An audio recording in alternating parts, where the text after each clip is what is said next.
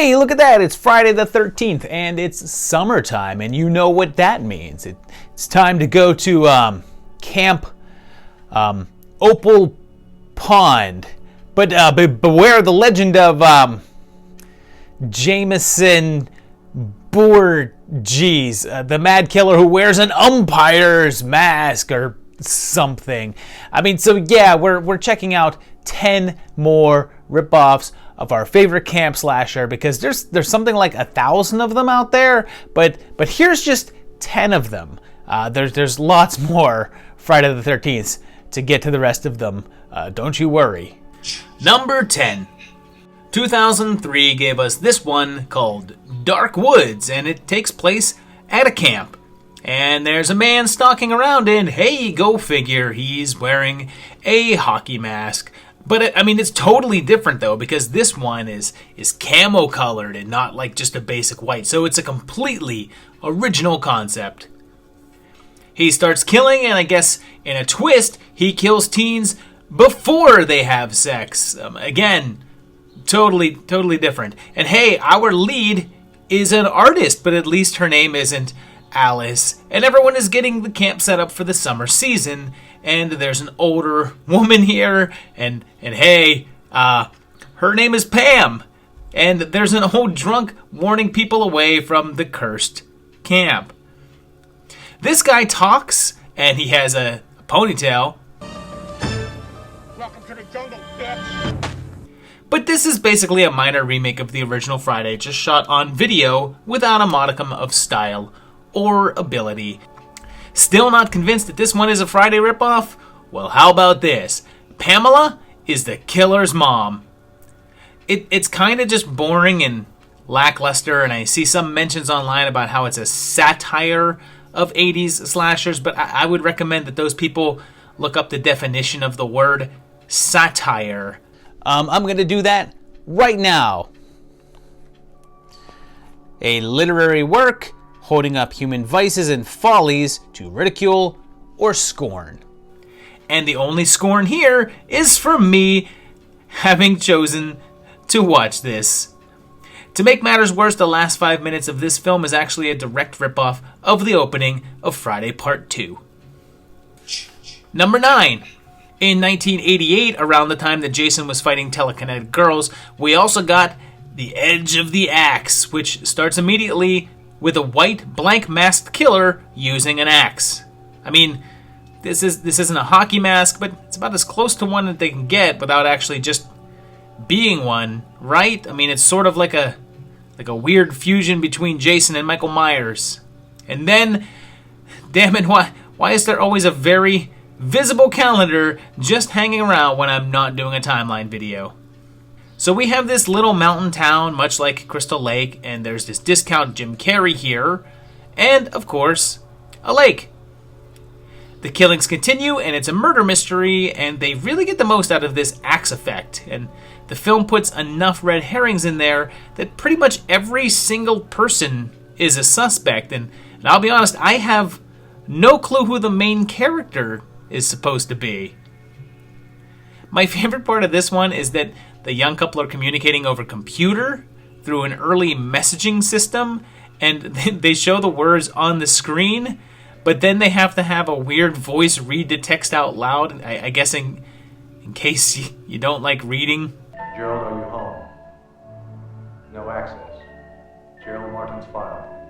This one is pretty decent. I mean, I liked it. It keeps you guessing, and it's well paced, although the ending is a little out there, and I'm not too sure if it really makes any sense, but it's worth a watch. Number 8. I feel like I might regret this one, but it's kind of obvious that your film was trying to cash in on the Friday name when you call it The 13th Friday from 2017. This one's mostly all about that title and the setting, since it does feature a bunch of college-age kids camping in the woods at a house that's abandoned due to a dark past. But instead of a hockey-masked killer, we have a discount lament configuration and some demon possession going on. And I have to admit that I thought that this was going to be a backyard movie, but there's actually some decent visuals going on here. So the group is cursed, so they have to feed a soul to the Phantasm Ball every month for the next 13 months in order to stay alive. The film then jumps a year, and they're on their final sacrifice, and we mostly follow Allison, who has a lot of regrets about everything, but when they miss their deadline, the ghost demon spirit thing comes after them. So, the title may blatantly rip off Friday the 13th, but the story decides to also knock off a bit of Hellraiser, and The Grudge to go along with it. There's some decent stuff going on here, but it's kind of few and far between. And can I just say how sick I am of the whole character walks backwards into a road only to get hit by a car from out of nowhere because no one saw it until then, and the driver didn't see the person either. And yeah, it was cool in Final Destination and all, but do we really need to see it over and over again? And come on, at least try not to seem like a ripoff. Just try, at the very least.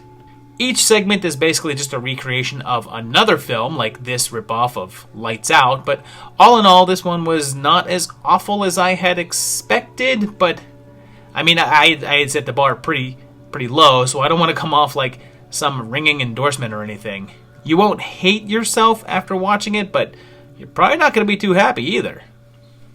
Number 7. 1988 also gave us Cheerleader Camp, which starts off with Jill. Jill is in this? Anyway, a bunch of cheerleaders head up to a cheerleading competition at a cheerleader camp. It's in the title. And, wait, are they high school or college students? Because this guy's hairline and this guy in general are both in their 30s. Oddly enough, Brent here is Leif Garrett, 70s teen heartthrob and child star. Special K is also here, as is Teen Wolf's Bad Girl, as is Talina from the Gore movies.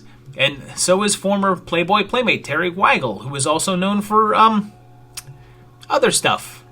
Buck Flower's also here, and he may not be totally the Crazy Ralph character, but he sure kind of looks the part. Allison is having some issues, and speaking of issue, what the Sam hell is this? Get her long or you'll go blind. Next is Pam, she comes out with a fam and will tell you this, she ain't no sham.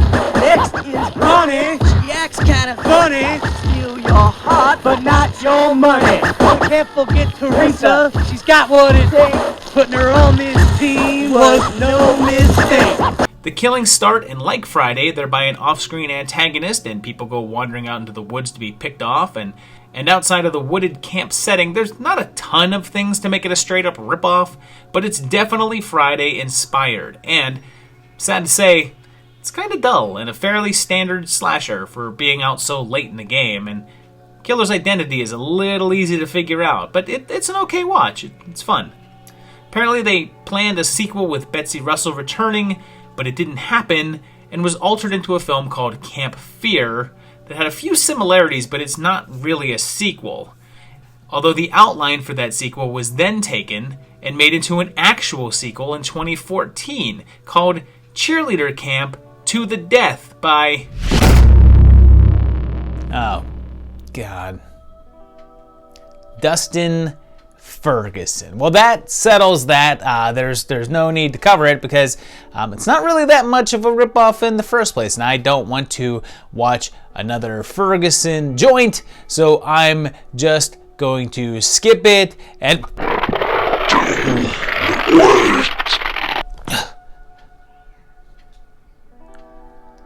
Oh. Oh, okay. So it starts off with a pretty decent opening theme song, so I can't be mad at that.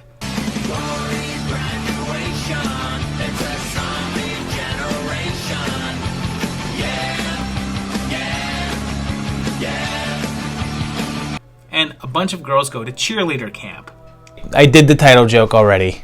The original Jason is here, and there was a horrible accident the year before that killed a bunch of cheerleaders. And this is what happens when you're making a movie about a cheer squad, but don't, well, have the money to cast people with any cheerleading skills. Eventually, a guy in a panda suit starts killing people, I'm not really paying attention here because it's It's not even as craptastic as the usual Ferguson flick. I guess because it's based on someone else's script, so his normal rambling, time-killing baloney won't fly? I'm saying something that I usually don't say about a Fergo film, and that I'm not even outraged because I'm just so freaking bored. And this movie is only an hour and 10 minutes, and it feels like 3 hours of nothing happening. Really. Oh, and it just randomly ends with zombies. I hate it. That goes without saying.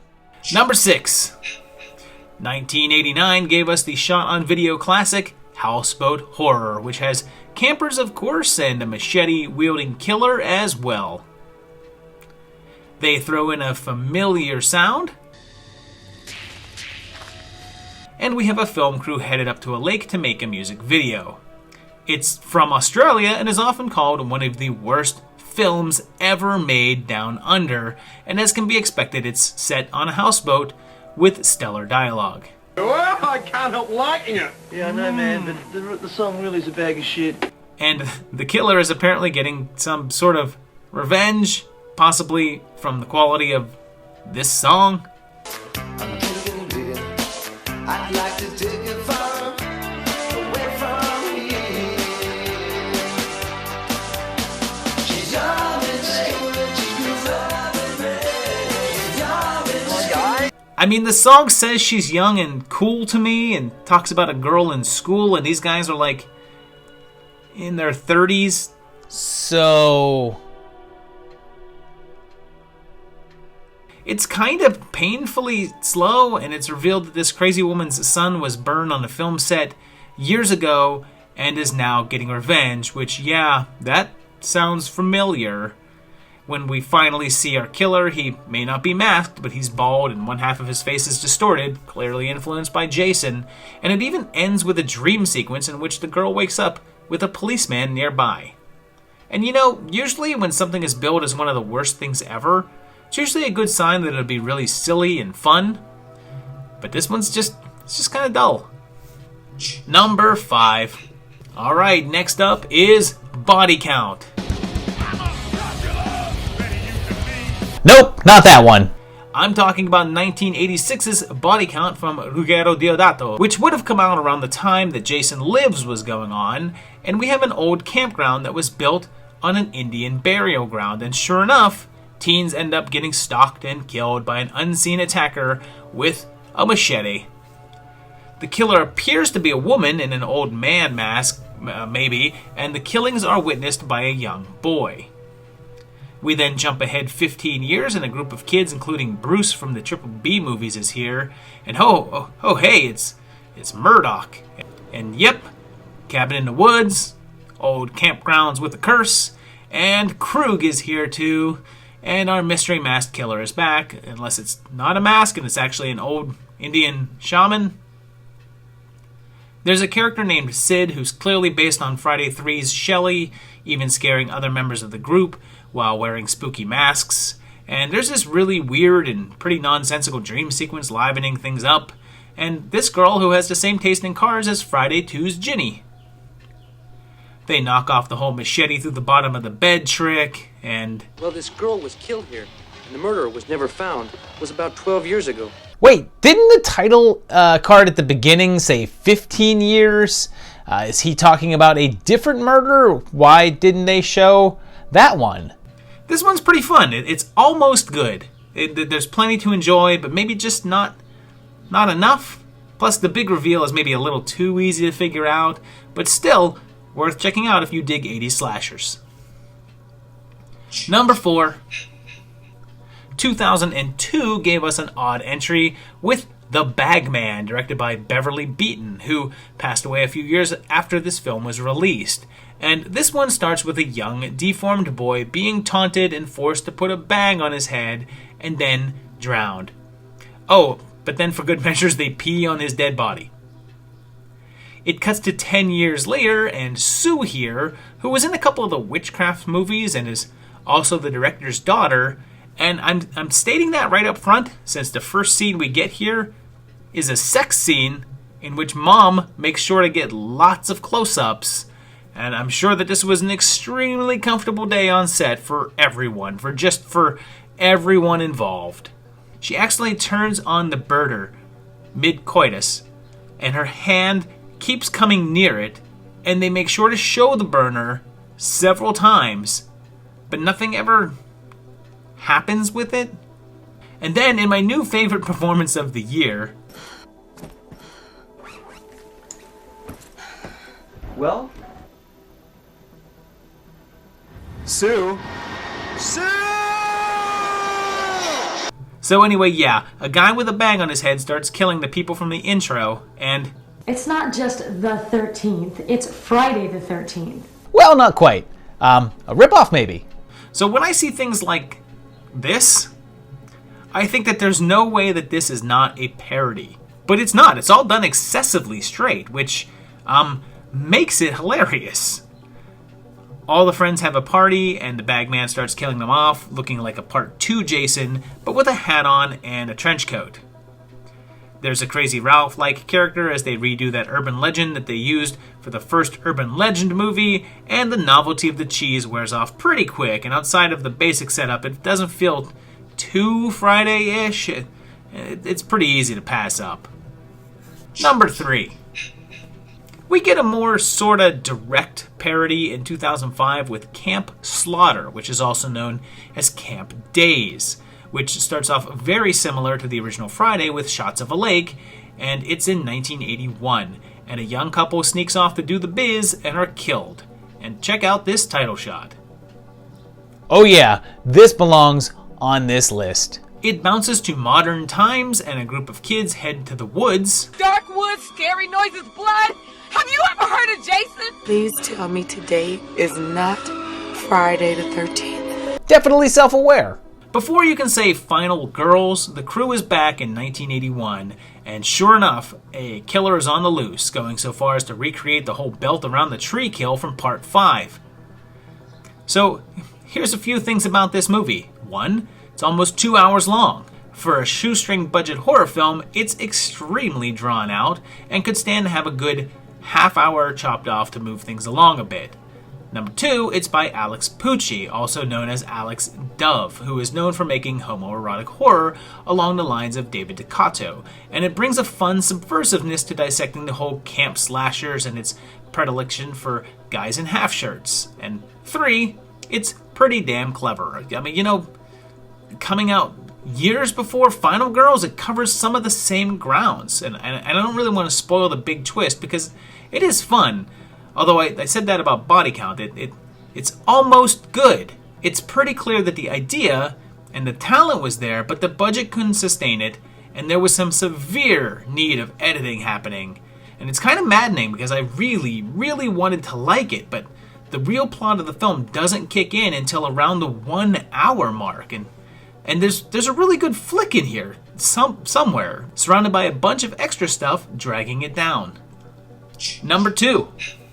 One of the earliest knockoffs was 1981's Don't Go in the Woods, which came out after Friday the 13th, but the script existed beforehand, although it was clearly made and released in order to cash in on the more well-known film. Quite a bit of this one's notoriety was that it was one of the infamous Video Nasties, a series of films that the UK banned back in the 80s due to their violent content. It features some lovely scenic cinematography, making the most of its locations, and there's a killer loose in the woods, basically just killing tourists at random. But can it be as bad as they say? It's Dick. Well, I mean, kinda. It doesn't really have a plot per se, just a collection of odd scenes strung together with some random murders thrown in, including little kid death, and our killer is less Jason and more Hills Have Eyes. And you know, this is one that shows up on a lot of mentions of Friday knockoffs, but outside of the time period and the rural setting, and I'm not kidding when I say that there's no plot here, it really is just a chase, kill, chase, sorta over and over again. But hey, the kid does survive, in case you're sensitive to that kind of thing. I was tempted to not include it here since it's not really that similar to Friday the 13th, but it's always mentioned when talking about Jason clones, so I figured I would include it, mainly so I could talk about the 2010 remake, which I guess is supposedly not a remake according to the director, but it's a woods-set horror film about a group of Christian musicians heading out camping to write new songs. And it's a musical. Coming from the grave.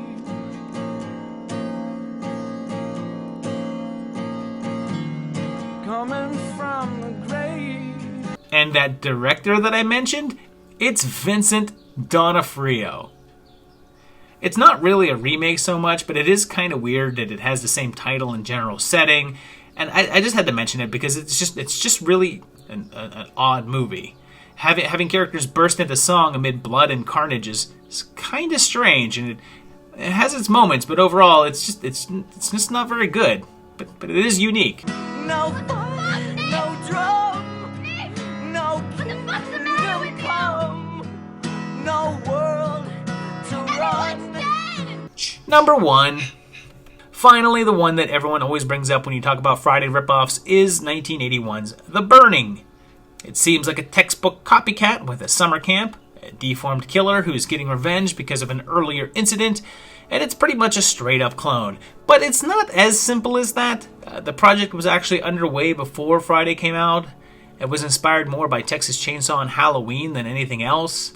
But that being said, the script was only registered before Friday came out, so you could easily call it a knockoff and that it might not have gone into production had the earlier film had not been a success. It's likely that it was greenlit based on the profitability of summer camp slashers, so its spot on this list is debatable.